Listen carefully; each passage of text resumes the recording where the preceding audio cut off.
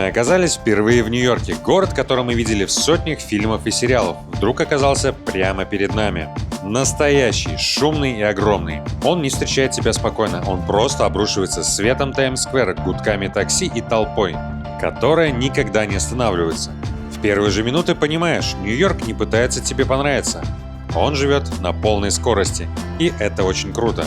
В этом видео наши самые честные впечатления и те места, которые нас по-настоящему зацепили.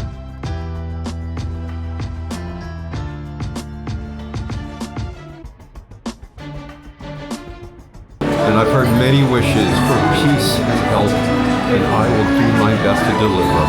I need your help also. Merry Christmas. 10-часовой перелет позади. Мы наконец-то в Нью-Йорке. Пойдемте. Если у вас был самолет до Нью-Джерси, до аэропорта Нью-Йорк, то вы поднимаетесь вверх на AirTrain. И на AirTrain вы можете доехать до железнодорожной станции, откуда же можно доехать до Нью-Йорка. На AirTrain доехали до станции. И сейчас вот на такой электричке поедем до Таймс-сквера и до нашего отеля. Ну, поезд можно назвать обратно в 90-е, но диванчики такие, я бы сказала, очень удобненькие. Довольно мало места между диванчиками. Вышли мы после вокзала возле Madison Square Garden, вот он за нашими спинами. И сейчас мы отправимся в отель. Мы уже приближаемся к Таймс-сквер. Сейчас там окажемся сразу же в первые минуты нашего пребывания.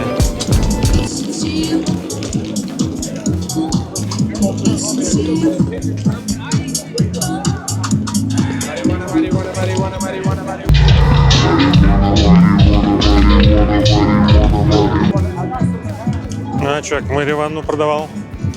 Не пропальную марихуану. Мы видим, местная богема отдыхает.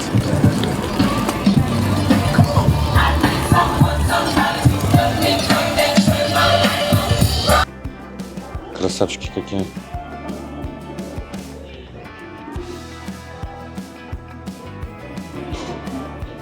Мини-обзор нашего номера. Нас заселили на 33-й этаж с видом на Таймс-сквер. Сейчас подойду к окну и покажу, что там у нас будет видно. Тут жена уже балдеет от вида. Оп. У нас такой крутой вид на Таймс-сквер. Ночью, конечно, тут прикольно все выглядит. Empire State Building тоже вон видно вдалеке. Круто, вид офигенный. Сегодня мы проснулись в номере, смотрим, весь порог мокрый в воде. Оказалось, что ночью кто-то ходил в душ на 35-м этаже и затопил все этажи ниже. Из-за этого нам поменяли номер. Такой вот красивый. Он находится уже не на 33-м этаже, а на 46-м этаже. Выходит он, конечно, не на Таймс-сквер, но тоже вид очень хороший. И, может быть, даже будет тише, потому что от Таймс-сквера очень много света было и шума. Во всем есть свои плюсы. Почти каждое наше утро начиналось с такого красивейшего рассвета.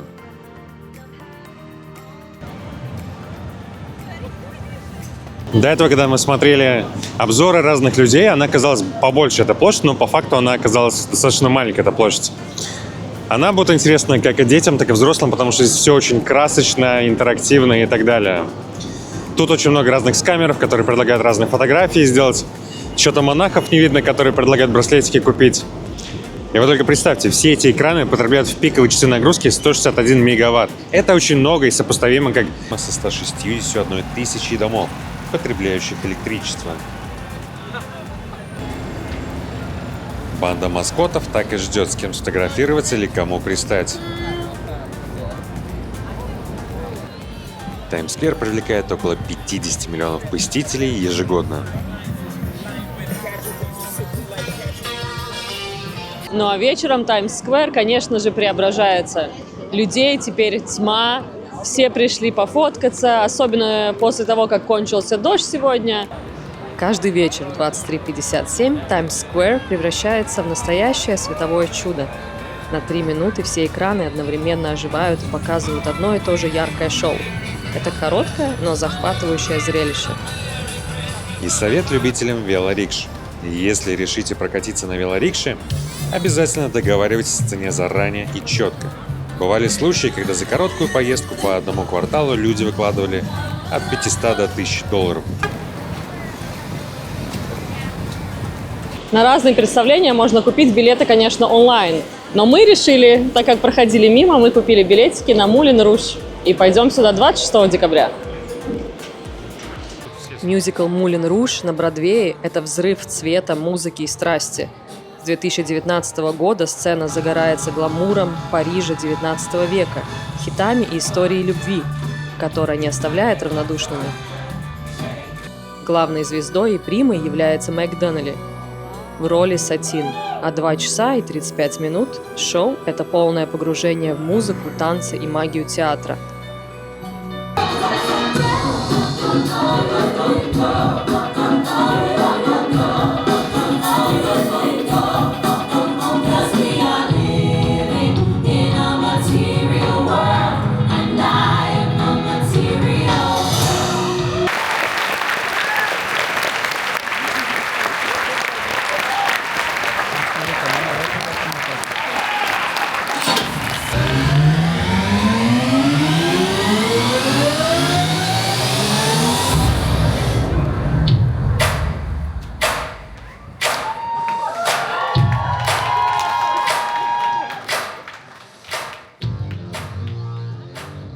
Постановка получила 10 премий Тони, включая награду за лучший мюзикл.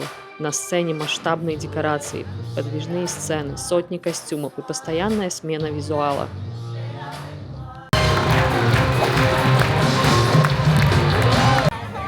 Ну а после выступлений зрители атакуют велорикши. Будьте с ними поосторожнее. Ребята только что пустили мюзикл «Мулен Руж». Это было просто неподражаемо. Такая музыка, танцы, они просто не переделывали разные хиты. Это просто восторг, какие ощущения после этого мюзикла. Мы так рады, что мы не пошли на «Рокетс», который мы сначала планировали, а пошли на «Мулен Руж», которая была моя мечта уже очень давно. Да, это круто, ребята.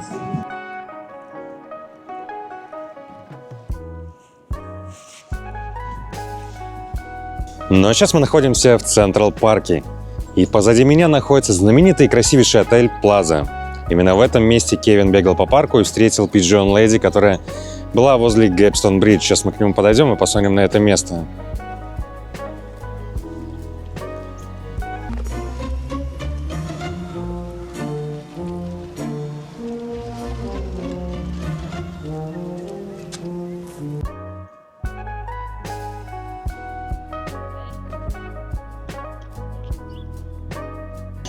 С моста Гэпстоу открывается отличный вид на отель Плазу. Жалко, что еще снег не выпал. Так была вчера рождественская сказка.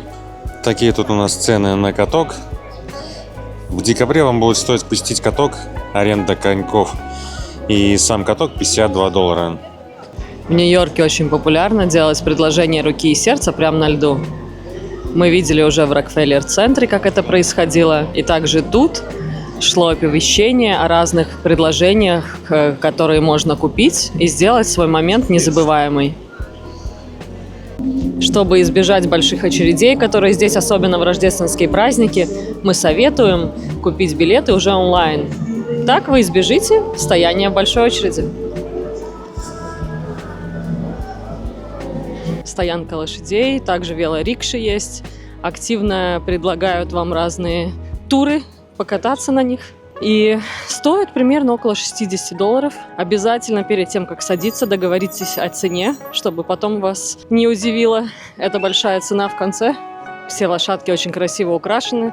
Парадоксально звучит, но все пейзажи, деревья, озера, холмы созданы искусственно, чтобы выглядеть естественно. Бетезда терраса – еще одно место в Центральном парке, куда точно стоит заглянуть. Даже если вы не фанат фильма «Один дома два», как этот парень, то все равно это очень красивое место, куда стоит приехать, потому что здесь всегда кипит жизнь. Уличные музыканты, актеры и живая энергия вокруг. Здесь часто делают предложения руки и сердца. И даже обычный день выглядит как сцена из фильма, просто очень красиво. С 1908 года парк появился в более чем 240 художественных фильмах, что делает его самым снимаемым общественным местом. Я вначале издалека думал, что за странные короткие заборчики, когда подошли ближе, то что увидел, это лестница для спасения людей со льда. И их реально очень много, не знаю почему, может люди очень ломятся на лед, потом проваливаются, и потом приходится спасать, и решили поставить такие лестницы. И белочек тут тоже очень много.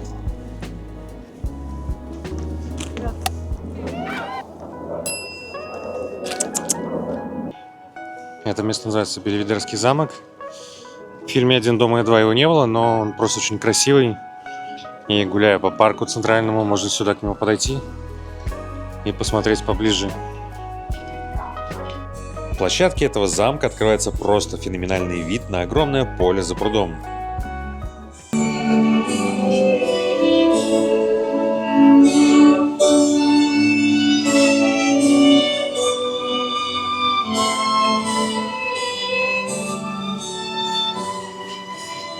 Ну что, со снегом же намного лучше выглядит этот парк. И что же вы думаете, как только выпал снег, яблоку негде было упасть. И все стремились сфотографироваться в Центральном парке со снегом.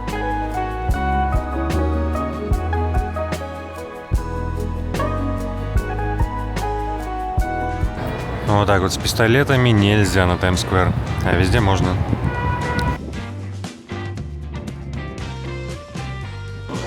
Рудис бар находится в районе Hell's Kitchen. Он был открыт в 1919 году, а его интерьер не менялся со времен Сухого закона. Давайте посмотрим, что там находится внутри. На входе вас встречает свин-талисман Барон. Внутри есть доска забытых прав посетителей. Довольно большой выбор пива. Цены очень демократичные. Пиво стоит от 4 до 9 долларов. Знаменито это место в первую очередь тем, что когда ты берешь пиво, тебе дается хот-дог абсолютно бесплатно. А если ты берешь кувшин пива, то 4 хот-дога. В целом, достаточно живенькая атмосфера в баре, и нам она очень понравилась. В этом баре бывали Аль Капоне, Фрэнк Синатра, Пол Маккартни и многие другие знаменитости. Очень вкусное пиво и также замечательные хот-доги. Мой самый любимый сериал – это Friends. И, конечно, обязательным местом для посещения для меня был именно этот Friends Experience. Пойдемте посмотрим, что же там внутри. Сериал Friends стал культовым для миллионов людей и на протяжении 10 сезонов радовал своих поклонников юмором и прикольными историями. Большой обзор этого музея смотрите в отдельном видео. Ссылку оставим в описании. Ну и, конечно, кафе Central Park. Его воссоздали с такой точностью, что в какой-то момент забываешь, что это не съемочная площадка. Видите на перекрестке ту толпу людей? Это все фанаты друзей. Вот еще один тут идет.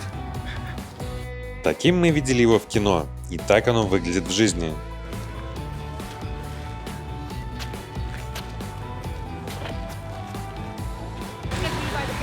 Вот так со стороны выглядит толпа любителей сериала Friends.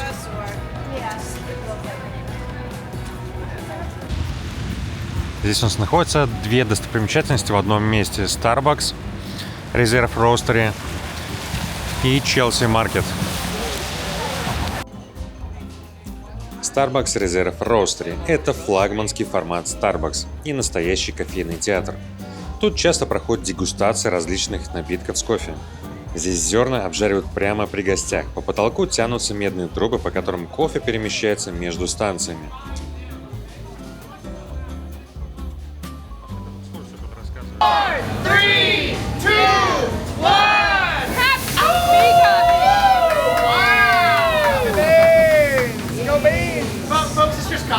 Во время экскурсии рассказывают очень интересные подробности.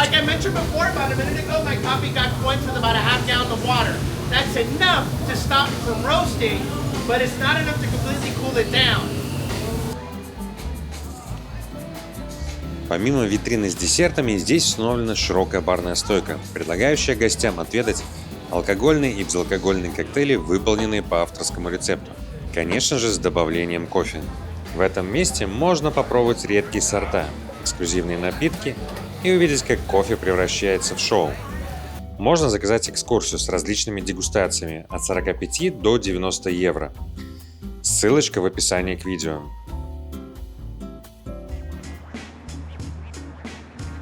Канатную дорогу на остров Рузвельта открыли в 1976 году, как временное решение, пока строили станцию метро на острове Рузвельта.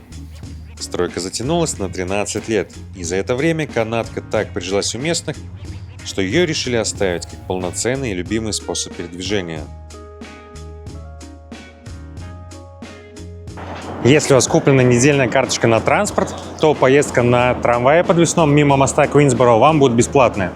Это отличная возможность проехаться мимо того места, где Кевин ехал по мосту в Нью-Йорк.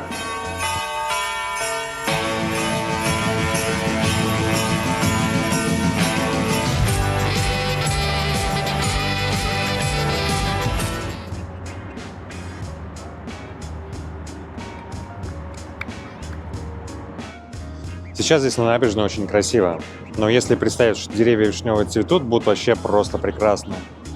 Ну а вид наверху тоже очень крутой.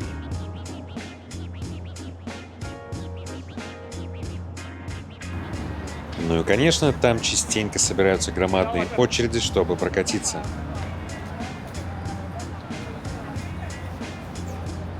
В описании оставим ссылочку на полную карту достопримечательностей города Нью-Йорка, которую мы составили специально для вас.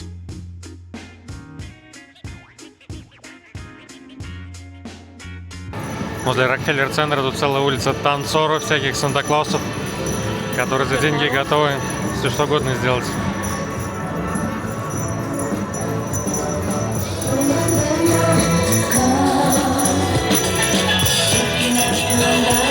Это тот самый знаменитый Radio City Music Hall. Здесь проходит представление Rockets, которые выступают по 4 раза в день. Это громадный объем людей, который проходит каждый день, только представьте себе столько людей. И билеты стоят на это мероприятие от $70 и доходят до $200-300, в зависимости от сезона. Гигантские красные шары на 6-й авеню давно стали одной из самых узнаваемых рождественских декораций Нью-Йорка. Впервые их установили в 1993 году, и с тех пор они стабильно попадают в кадры туристов и видео о городе.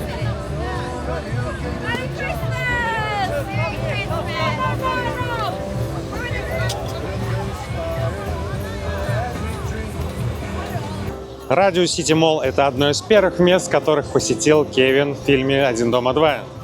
Сейчас здесь рождественское столпотворение, народу очень много. Все ходят на Fifth Avenue, на Рокфеллер-центр, на каток смотреть. Людей очень много. Так что учтите это, то, что везде будут толпы. Рядом с Radio City вы можете увидеть разные инсталляции. Одна из таких сзади меня. Получаются суперские фотки.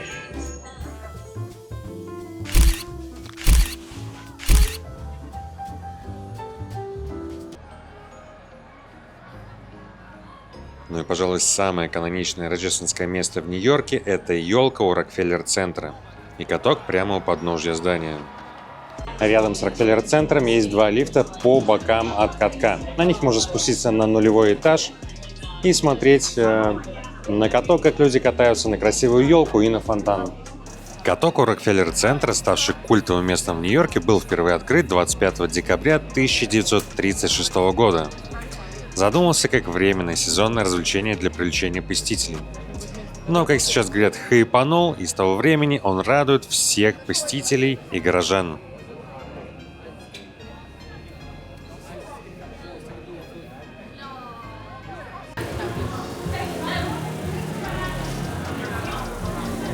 От Рокфеллер-центра есть много кафе и ресторанов.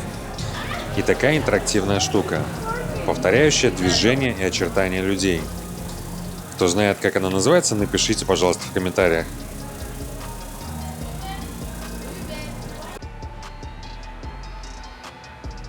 На наш взгляд, лучшее место, чтобы насладиться елкой, это прямо напротив, откуда отлично видно и каток, и саму елку, и, конечно же, небоскребы, которые окружают этот каток.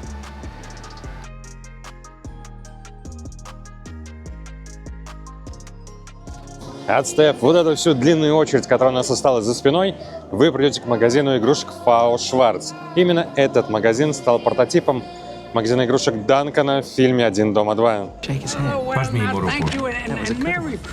Спасибо, и с Рождеством вас. Ну а вы можете посмотреть, насколько длинная очередь перед Рождеством И представьте, как долго там нужно стоять, чтобы попасть в Пау Шварц.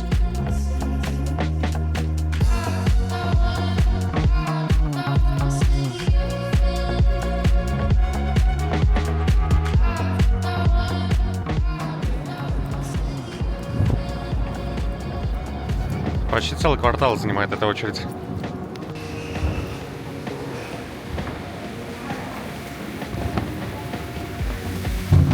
Еще раз спустились в подвал Рокфеллер-центра и в один момент даже заблудились и просили помощи у охраны.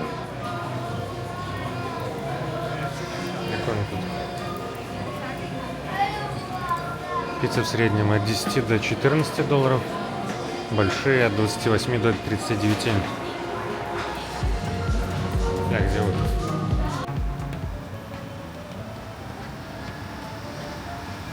В этот солнечный морозный день мы не могли не приехать на Брайтон-Бич. Прогуляемся вдоль пляжа, зайдем в ресторан Татьяна и просто посмотрим, как тут живут местные. Активное заселение Брайтон-Бич выходцами из СССР началось еще в конце 1970-х годов, когда советским евреям официально разрешили эмиграцию. Значительная часть переселенцев приехала из Одессы, из-за чего район получил неофициальное название «Маленькая Одесса». Ну а мы заглянули в легендарный супермаркет Ташкент. Место, где можно найти продукты из стран СНГ и купить уже готовую домашнюю еду, которая пользуется большой популярностью.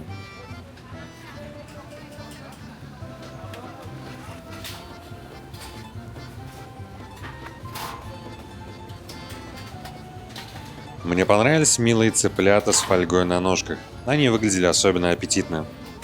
Как вы думаете, что можно найти в Америке? Представляете, я нашла свою любимую халву. Можно купить журналы, сканворды и книги на русском языке. Также есть книжный магазин Санкт-Петербург, но мы, к сожалению, не дошли до него. Ресторан «Сковородка». В Брайтон-Бич есть очень прикольная маленькая кафешка. Маленькая Грузия. Продается вот такая прикольная большая шаурма. Также есть разные хачапури. Стоят там все время очередь внутри, и надо ждать свой заказ. В этом месте можно купить и другие грузинские вкусняшки. Прямо из Грузии. Так что запоминайте это место. Ну а мы тем временем зашли в ресторан Татьяна. Он был открыт в далеком 98 году и является визитной карточкой Брайтона, как для англоязычных, так и русскоязычных жителей и гостей Нью-Йорка. А вот мы дошли до самого океана. Такая красота просто. Еще с погодой нам очень повезло, хотя и холодно, но солнечно и очень-очень прикольное такое рождественское настроение.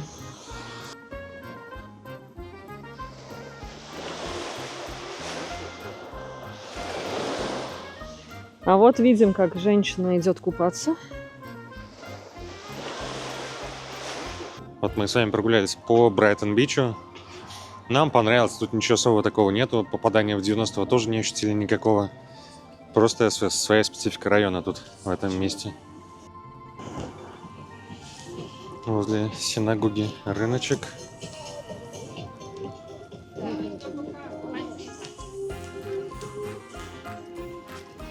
Хаббат Любавич.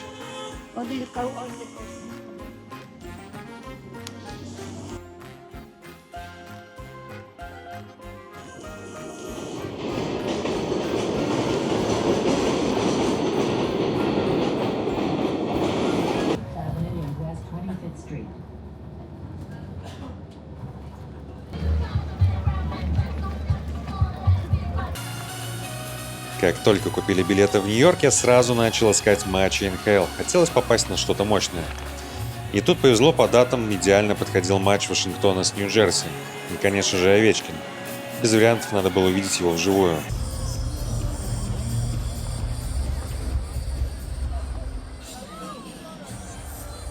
В перерывах на арене вообще не скучно. Куча движухи, конкурсы, музыка. Фанаты орут и полный отрыв. Спеть гимн на спортивных мероприятиях в США – это святое дело.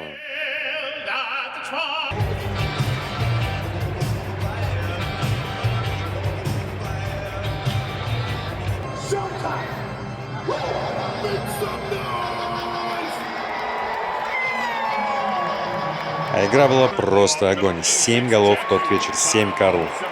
Каждый раз трибуны взрывались. Мы орали до хрипоты.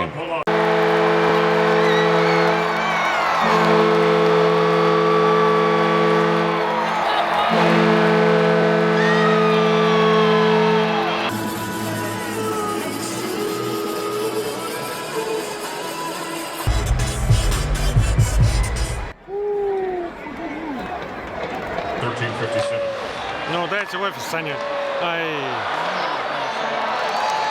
Ну и Вашингтон в тот вечер вырвал победу.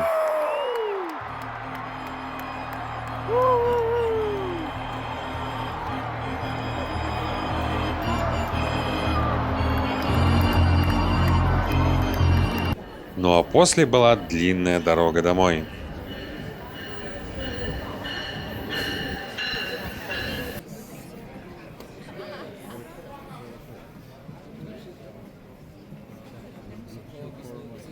В тесноте до него обидят, тут едем.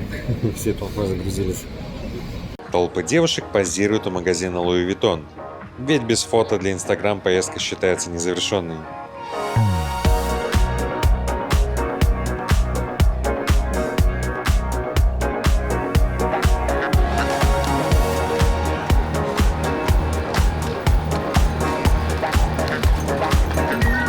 На 5-й авеню находится и Трамп Тауэр. Можно в нее зайти, посмотреть, что там находится. Вот она такая высокая. А мы пойдем дальше. Не знаю, как у вас, но у меня каждый раз, когда я вижу пожарные машины, будто что-то просыпается из детства. Хочется остановиться, посмотреть, что случилось и зачем они здесь. У вас также? Напишите в комментариях.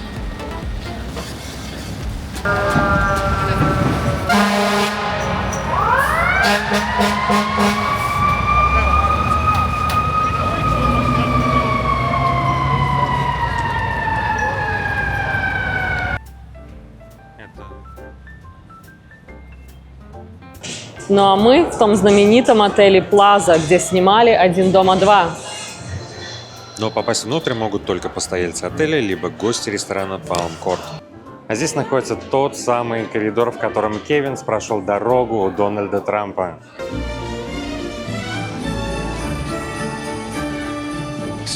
Простите, а где партия? Прямо по коридору и налево. Спасибо. Ресторан, конечно, очень красивый и респектабельный, но нужно учитывать, что к обозначенной цене коктейля вам добавят налоги и чаевые 10%. Как минимум, это нормально для Америки.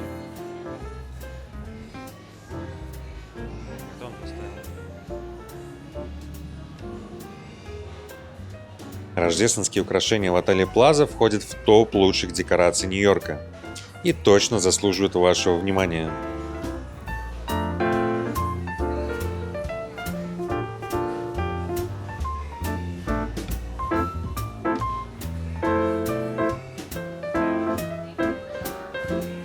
Мне очень понравилась карета, каких много возле Центрального парка. Она едет на фоне отеля Плаза, а на переднем плане поток машин, создавая яркий контраст старого и нового Нью-Йорка.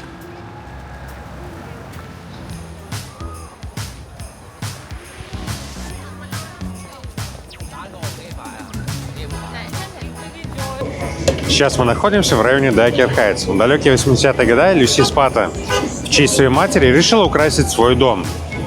Соседи восприняли это как вызов и начали тоже украшать свои дома. С годами это все переросло в соревнования большие кварталы всего района. И сейчас здесь толпы людей, которые ходят по улицам, смотрят, как украшают разные люди дома. Больше про Дайкер Хайтс смотрите в отдельном выпуске про рождественский Нью-Йорк, которое находится в описании.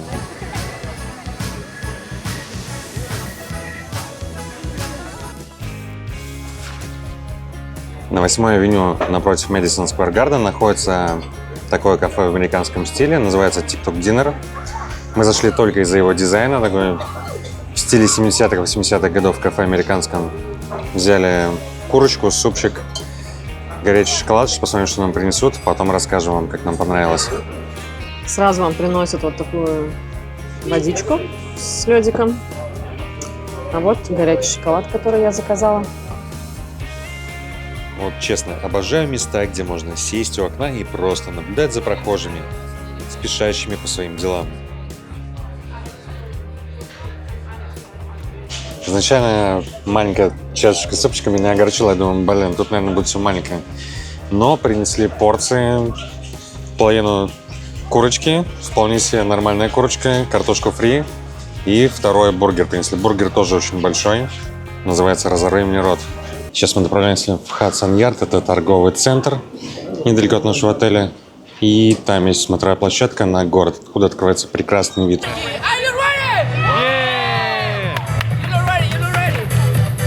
Немного сдержали нас уличные танцоры. Они собрали внушительную толпу.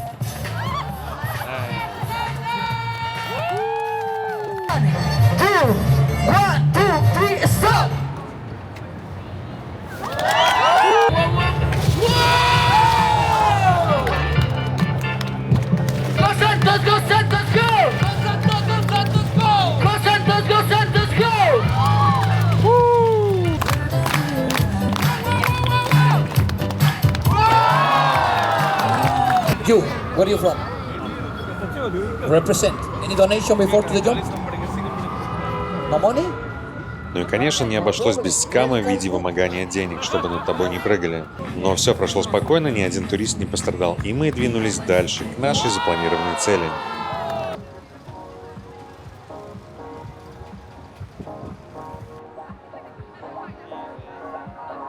Если вы пришли одни, некому вас сфоткать, есть уникальная возможность поставить свой телефон вот на такой держатель. Тут даже написано «Ставьте свой телефон» и смотрите, какие прикольные фотки могут у вас получиться.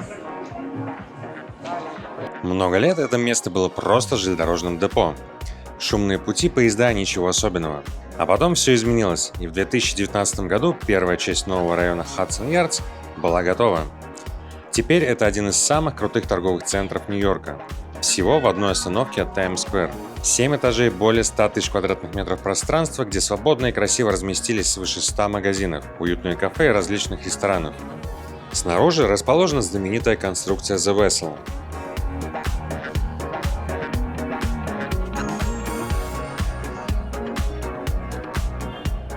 Мы находимся возле торгового центра Хадсон-Ярд. Здесь же находится конструкция The Vessel. Очень красивая. Одно время она была закрыта по причине суицидников, которым понравилось прыгать с этой конструкции. Но сейчас она заново открыта. Поднимемся мы вот в то здание, туда наверх, в ресторан The Peak. И оттуда будем наблюдать за Нью-Йорком с очень большой высоты, с прекрасным видом на город. Дождавшись своей очереди, мы за считанные секунды поднялись на 101 этаж, посмотрели интерактивную историю строительства Нью-Йорка и, наконец, оказались в баре.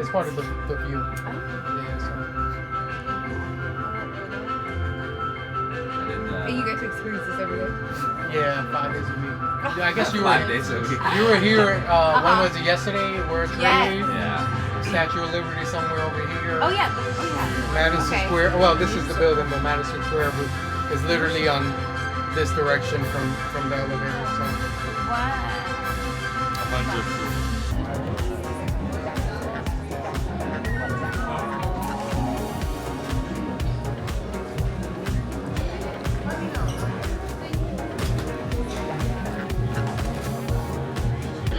Мы пришли в ресторан, который мы обещали вам показать. Он называется Peak on the Edge. Такой вид, просто сумасшедший вид на миллион.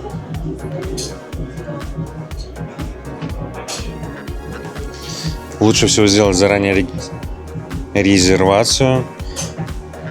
Здесь вот внизу смотровая площадка The Edge, вход на которую стоит $40. Но приходя в бар, ты можешь заказать любые абсолютно напитки.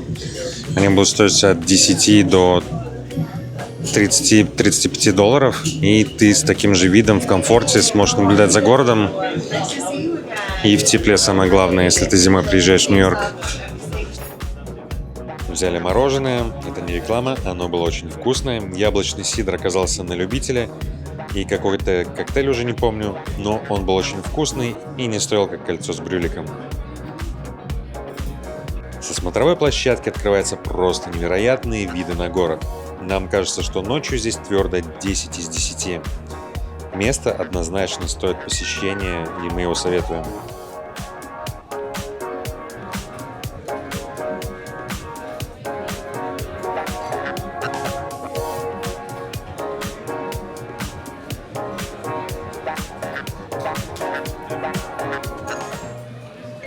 Ну и, конечно, мы не могли пройти мимо самого большого магазина Лего в США.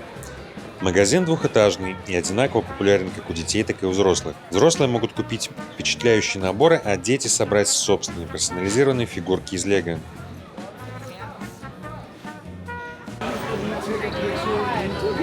Фиби, привет!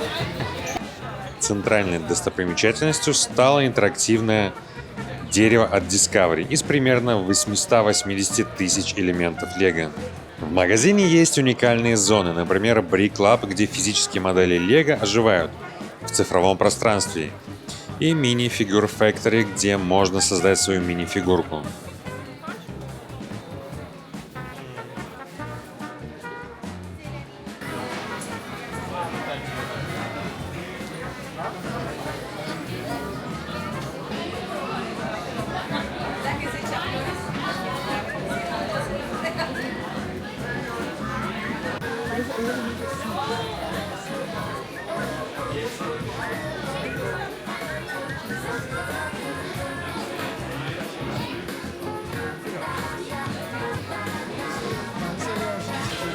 Если вы не успеете доехать на корабле до Статуи Свободы, то если вы будете на 5-й авеню, можете зайти в Лего-магазин, и тут есть Статуя Свободы, с которой можно сфотографироваться, либо сделать видео.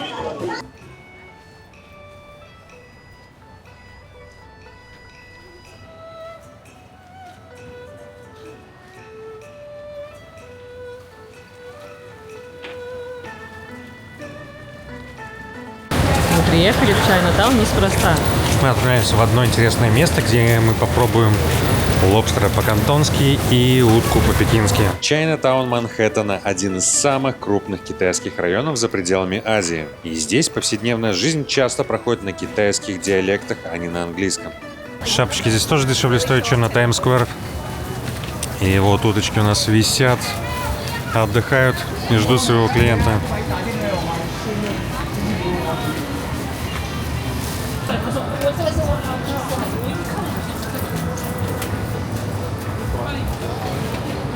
Много разных прикольных магазинчиков, где можно прикупиться всяким барахлом.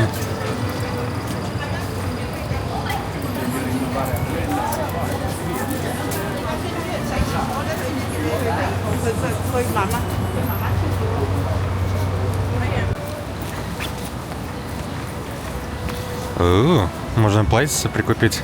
Зай, ты хочешь себе такое же платье? Не, я нашла тебе костюмчик. Вот мы нашли рубашку.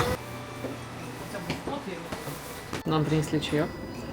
Надеюсь, не за $15. В это кафе в Чайнатауне я шел специально ради кантонского лобстера. Но есть один нюанс. По ланч-меню он стоит всего $6.50, а после 16 цена уже подскакивает до $35. Так что берите на заметку, если соберетесь туда, и не повторяйте моих ошибок. Основа кантонской кухни – быстрое обжаривание на очень сильном огне, благодаря чему блюдо приобретает характерный дымный аромат, а имбирь и чеснок добавляют ему легкую остроту. И остренько. Утку по-пекински заменила курица вот с ананасами. Она меня очень как-то Подмигнула тебе, короче. подмигнула мне, да, я прям ее очень захотела. Покушали мы, и нам за красивые глаза и просто как всем мстителям нам приносят апельсинки, печеньки и салфеточки. Тут же в Чайнатауне находится пекарня Мэй Лава. Она очень популярна среди местных и туристов. Звезда здесь такой пирожок Мэй Лава сладкий. Сейчас зайдем тоже попробуем. Вон тут такая толпа стоит, ждет, чтобы заказать что-то покушать.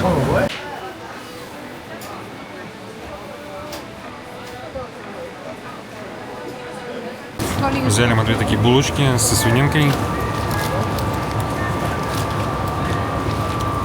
Наверху эта корочка сладкая.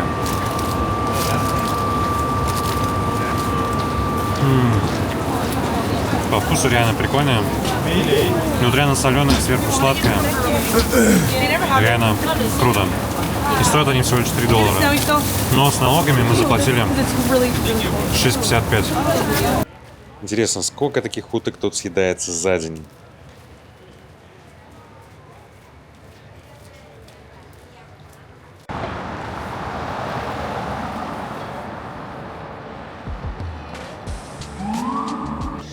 В финансовом квартале Нью-Йорка есть бык с Уолл-стрит.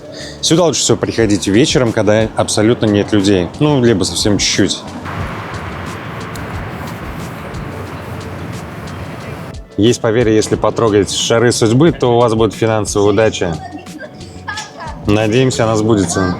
Помните, рассказывали вам про очередь к быку, чтобы потрогать его за бубенцы и за рога подержаться? И вот так вот днем такая толпа тут стоит. Кто к голове идет, кто к бубенцам. Распределение, так сказать. Нам повезло увидеть и заснеженный Нью-Йорк. Выглядит очень киношно. А мы тем временем потихоньку приближаемся к тому самому потрясающему открыточному виду Нью-Йорка. Добрались мы наконец до этого красивейшего места. Тут очень много людей. Куча машин, которым мешают эти же люди, которые тут фоткаются. И люди тоже друг другу лезут в кадр. Но на самом деле очень красивое место. Тоже сделаем пару фотографий. Но если пройти еще ближе, здесь будут такие ступеньки по обоим сторонам улицы. Фотографы, которые за денежку предложат вас сфотографировать. Но, в принципе, можно самим встать вот на эти ступенечки с забором. Как мы сейчас быстро подбежим, успеем занять место.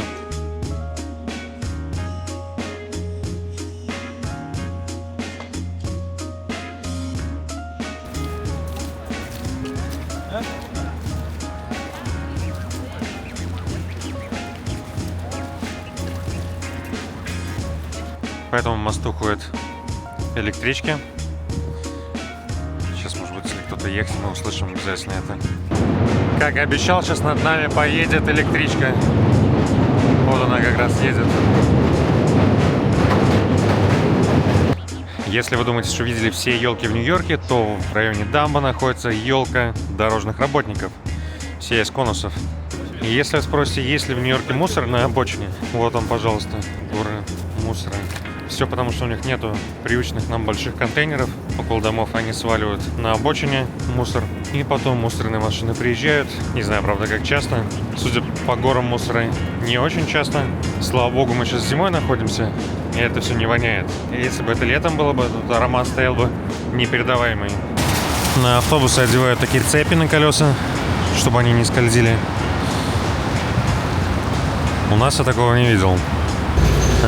Если вы хотите забраться на Бруклинский мост и лень туда идти, либо погода плохая, можно сесть на 25-й автобус, и он подвезет практически к самому началу моста, где можно будет забраться на него. Я очень хотел, чтобы мне на кадр попал такой грузовик олдскульный. И, о счастье, их даже два едет, эти грузовика. Сейчас идем подниматься на Бруклинский мост. Но это еще, можно сказать, средняя загрузочка, не полная. Мы вчера видели то, что было столько людей, как в метро в час пик. Итак, наш совет, если хотите прогуляться по Бруклинскому мосту, сделать это, конечно же, лучше утром, когда меньше людей, потому что здесь круглогодично очень много людей сюда приходит. Я уже молчу про рождественские каникулы, когда просто много людей приезжает сюда. И второй совет — это идти со стороны Бруклина в сторону Манхэттена, потому что открывается потрясающий вид на Манхэттен, на все небоскребы. Посредине моста открывается превосходный вид на статую свободы. На Бруклинском мосту есть такая своеобразная стена памяти. Привязывают все подряд. Пакеты, резинки для волос. Знаете, как монетку нельзя кинуть на Бруклинский мост, она упадет. А вот это все, весь мусор можно привязать. Также молодожены тут замочки вешают. Софи написано, 2025 год. Совсем недавно. Такая вот своеобразная стена памяти. Больше, конечно, стену мусора напоминает, но как есть.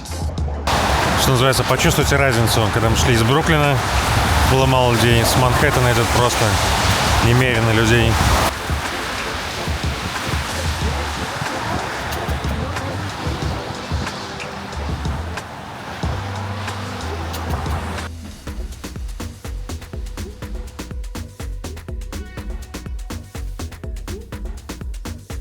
Поддались мы на тренды, купили вот такие вот суши в тюбике.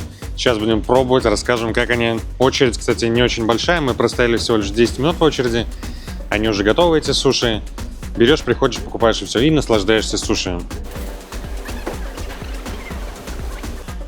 Продавец в магазине предупредил то, что за один раз не нужно наливать слишком много соевого соуса.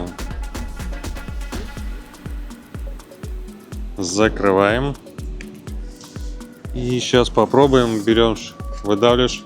И вот они появились.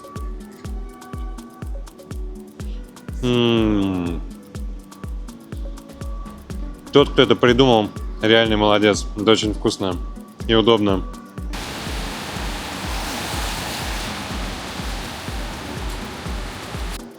В ресторане есть небольшой выбор суши, но вот единственная опция, которая без рыбы, это вегетарианский такой ролик с авокадо, с огурцами. Сейчас попробуем.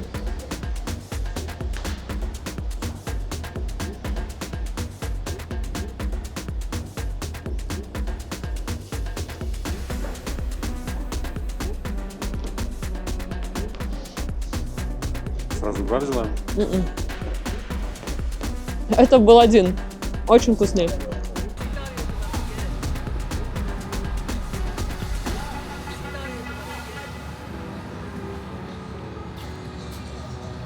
Перед поездкой в Америку мы заранее подготовились и купили eSIM от Сейли. Они предлагают плюс-минус выгодные тарифы.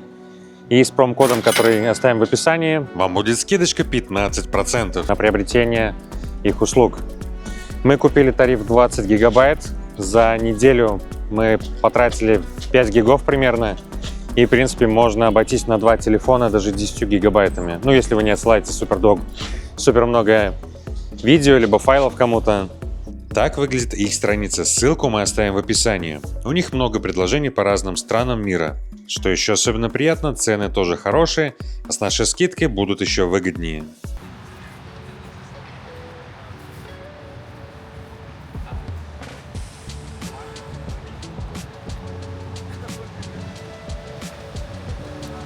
Сейчас мы находимся возле Little Island. Это искусственный остров, который специально построили для красоты. Летом тут проходят различные театральные мероприятия, музыкальные. Сейчас он закрыт для посещения, видимо, в целях безопасности. Но со стороны тоже очень красиво выглядит. И я бы летом с удовольствием его посетил. А за моей спиной находится знаменитое здание Flatiron. В Нью-Йорке его называют также утюгом. Оно разделяет Бродвей и 5-ю авеню, тем самым образуя потоки воздуха, которые с реки Гудзон идут в сторону города. У него интересное строение, он выглядит как клин, грубо говоря, и очень часто появляется в фильмах. Допустим, в том же «Спайдермене» он был.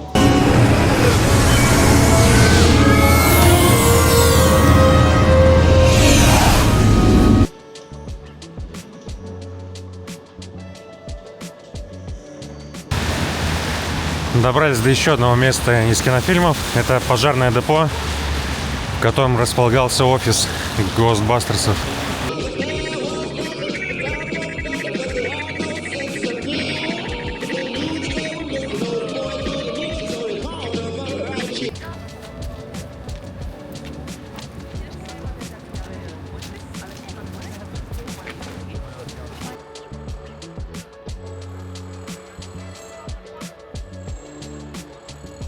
Когда-то это была железная дорога, потом она стала заброшенной, и через какое-то время ее преобразовали в городскую среду. Сейчас здесь можно прогуляться со снегом, так и летом здесь прикольно проводить время со своими друзьями. В 80-х годах сооружение хотели полностью снести, но местные жители и активисты организовали движение Friends of the High Line для его спасения. Там вот наверху, вот этот балкончик, это тот ресторан, в котором мы сидели. Пили коктейли с великолепным видом на город. Вот рельсы шпала видны. И путник, освещающий себе дорогу. Очень красивый мурал. И со смыслом.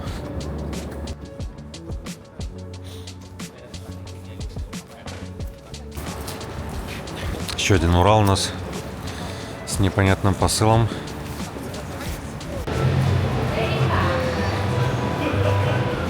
Вау, супер красивый потолок с различными созвездиями. Все фотографируются, снимают что-то. В центре Гранд Централа находится информационная стойка со знаменитыми опаловыми часами. Их стоимость оценивается в 10-20 миллионов долларов. Интересный факт про Гранд Централ. Все часы, включая знаменитые опаловые, специально спешат ровно на 1 минуту. Это дает пассажирам дополнительные 60 секунд, чтобы успеть на поезд.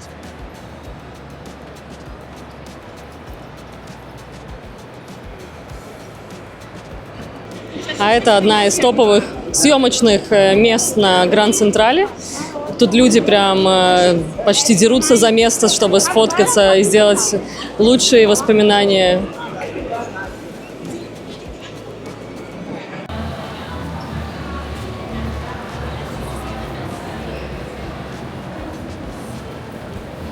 В здании центрального вокзала, недалеко от Oyster Bar ресторана, находится шепчущая галерея.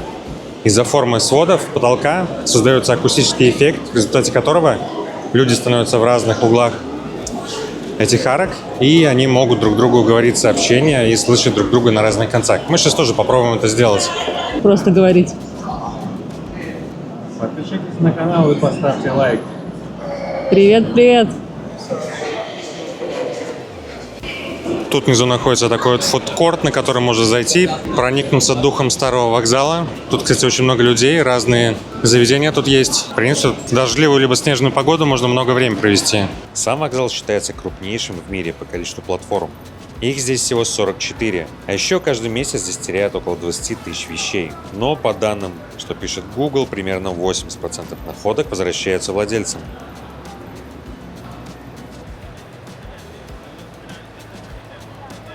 Здание Гранд Централа само по себе очень интересное, и там всегда есть чем заняться и что посмотреть. Но на Рождество оно особенно преображается. Здесь открывается рождественский рынок, где можно найти множество интересных и необычных вещей.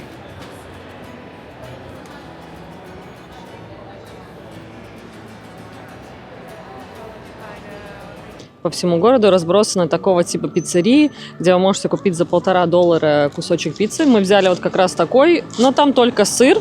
И варианты остальные, которые с мясом, с грибами, уже $2-2,50 за такой слайс.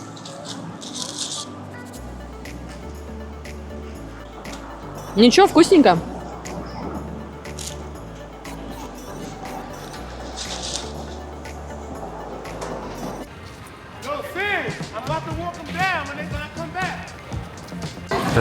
Вся толпа сейчас пойдет на паром.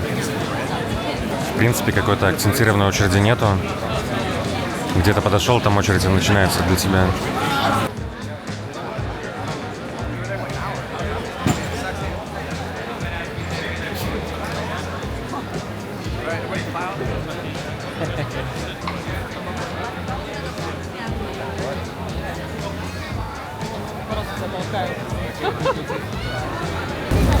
Мы идем наверх, на 2-й этаж. Надеемся, что места будут для нас еще.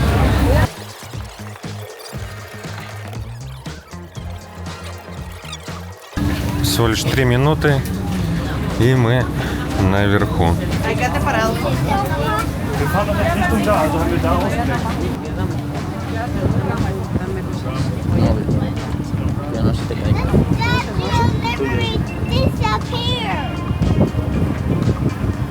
Как тебе статуя? Ну ничего такая. Вон там видно людей, насколько они маленькие по сравнению со статуей. Тут активное движение по реке Гудзон. Чайки, корабли. Вон такой красивый мост у нас на горизонте, почти как Golden Gate в Сан-Франциско. И вон впереди перед собой мы видим паромный терминал, куда мы сейчас и прибудем.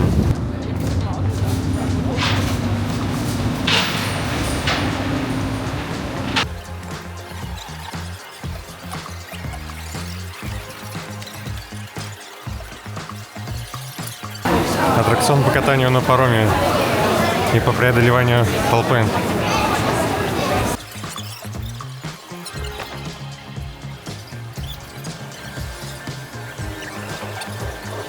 И мы сделали это и успели на обратный паром. И мы напоминаем вам, что он абсолютно бесплатный, этот паром. И за него платить не надо, просто заходите и едете. Конечно, это немножко дальше, чем там подвозят эти экскурсионные, но это не стоит того. Вы издалека должны смотреть на статую свободы, так что нет смысла подъехать прямо рядом, смотреть на нее снизу вверх. Там с этого бесплатного парома открывается просто бесподобный вид, и этого абсолютно достаточно. Конечно, немножко небольшая давка происходит, но всем хватило места, все сели на паром и обратно. Если у вас, конечно, нету цели забраться прямо в статую свободы и оттуда сделать фотографию или видяшку какую-то снять. Зашли мы в такой буфет по системе All You Can Eat. Это значит, берешь и кушаешь, сколько влезет.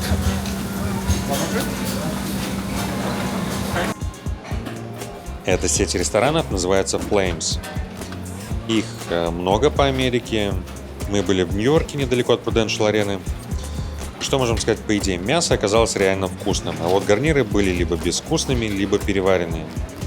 Зато выбор просто огромный. И все это стоило всего $19 с человека.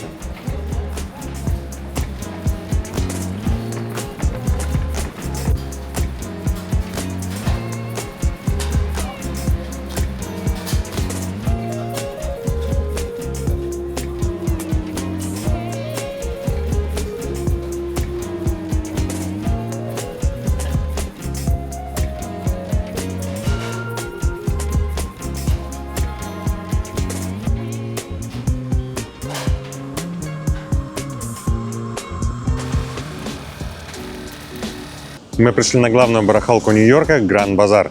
Здесь можно купить как старые вещи, новые вещи, еду и разные интересности. Давайте прогуляемся с нами, посмотрим, что там можно купить. Гранд Базар в Нью-Йорке – это рынок с миссией. 100% прибыли от аренды торговых мест идет на поддержку 4 ближайших государственных школ, помогая более чем 4000 детей. Здесь строгий отбор продавцов, поэтому массовые товары не найти. Только винтаж, антиквариат, редкие книги, украшения ручной работы и предметы искусства. Рынок работает круглый год. Летом больше на открытом воздухе, а зимой как на открытом, как мы видим, так и в помещении. Можно виниловую пластиночку купить Rolling Stones. Всего лишь за $35.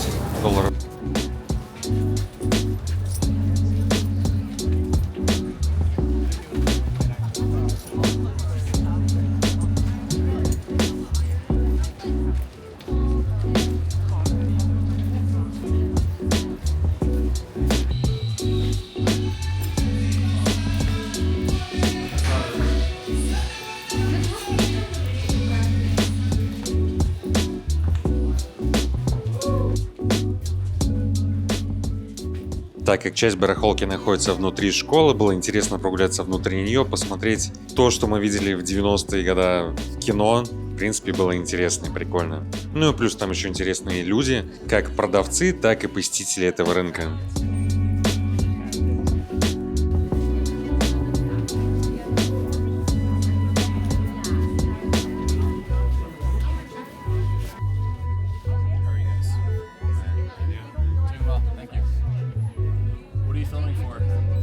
YouTube, Instagram.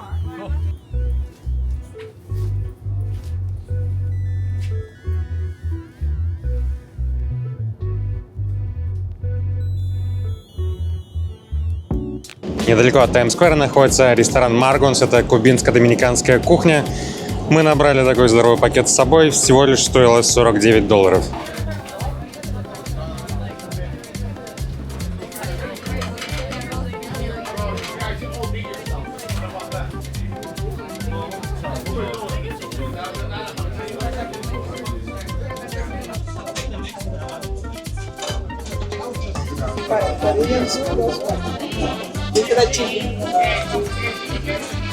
Yes, delicious. It's with lemon, a little sauce. I will take small fish soup.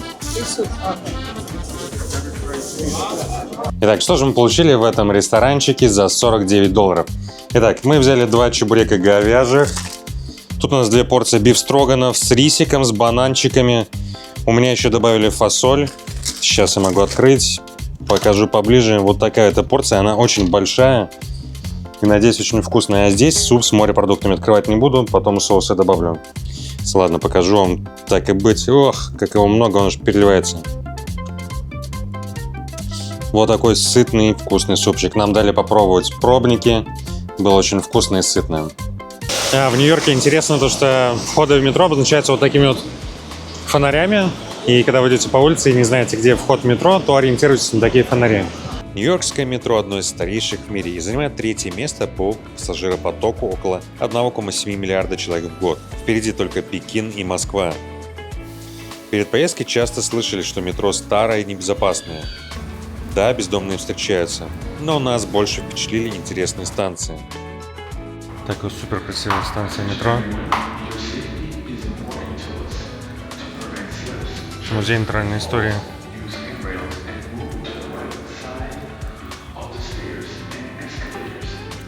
Тут на стенах такие окаменелости различных рыб и существ. Дальше я туда подойду вперед, будет очень красивый скелет.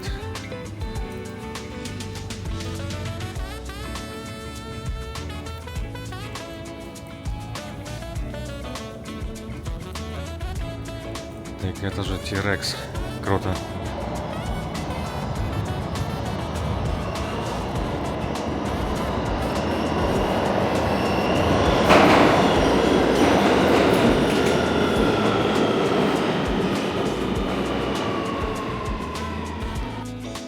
Кстати, в метро есть официальная система допуска уличных музыкантов. Артисты проходят аттестацию и получают право выступать в подземке.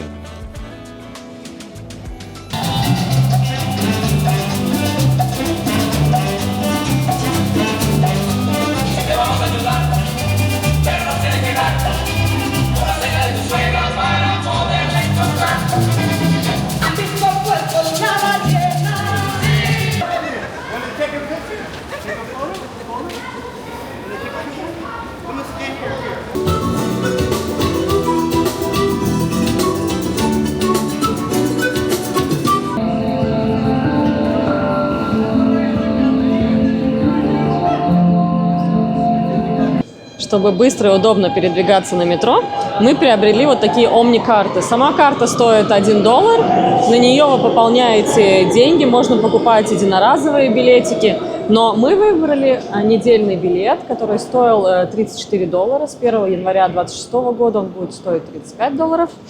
И вы едете 12 поездок. После 12 поездки автоматически вся оставшаяся неделя у вас будет бесплатная. На станции 14-я улица в Нью-Йорке можно увидеть необычные металлические фигуры. Это арт-проект Life Underground, созданный художником Томом О'Тернесом. Эти персонажи символизируют жизнь большого города, суету, работу, деньги и людей, которые каждый день спускаются под землю. Здесь искусство живет вместе с пассажирами, и количество этих фигурок периодически меняется, и они обновляются.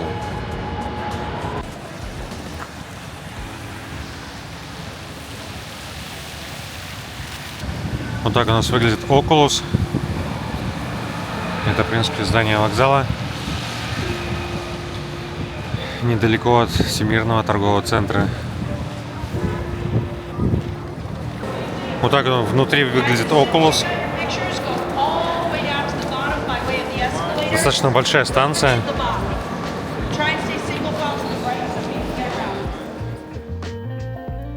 Стоимость строительства Oculus составила около $4 миллиардов. Это один из самых дорогих инфраструктурных проектов в мире. Его белые стальные крылья вдохновлены образом птицы, выпускаемой из рук ребенка, как символ надежды. Здесь рядом со Всемирным торговым центром находится мемориал 9/11. Сейчас подойдем ближе, посмотрим. Людей тут очень много.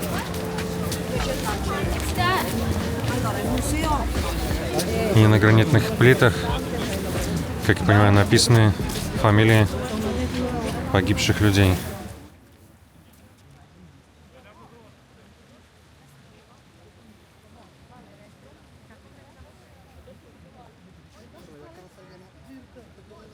Нашли мы очень интересное место. Находится оно в Гарлеме. Это рыбный рынок, на который можно прийти, взять свежую рыбку и там же на месте ее приготовить. Давайте вместе зайдем внутрь и посмотрим, что там происходит внутри. Еще до приезда я хотел заказать там морепродукты, лобстеров, креветок, рыбку какую-нибудь. Но, к счастью, либо, увы, видео не передает запахи. Ощущение было такое, будто рынок не мыли с открытия. Так что желание быстро пропало, и мы ретировались оттуда.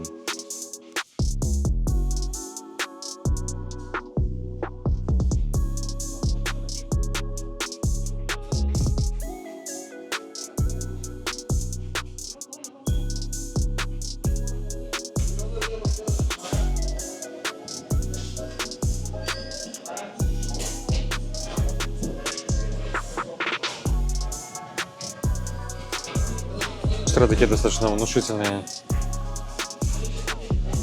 По $20 за фунт.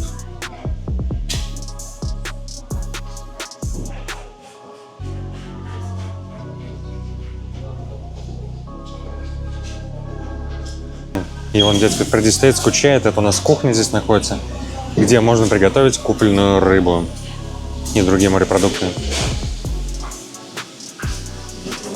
А здесь у нас цены.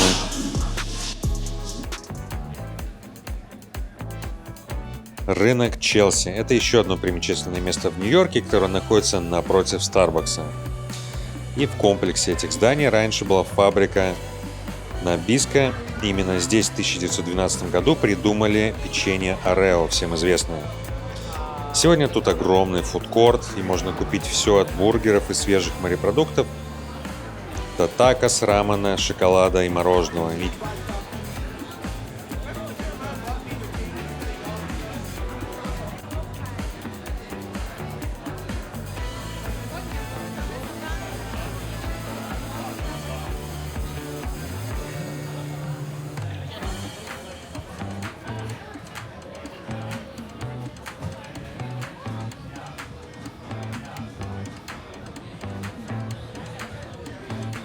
Как мы видим, тут стоит огромная очередь в лапшичную, чтобы купить себе покушать.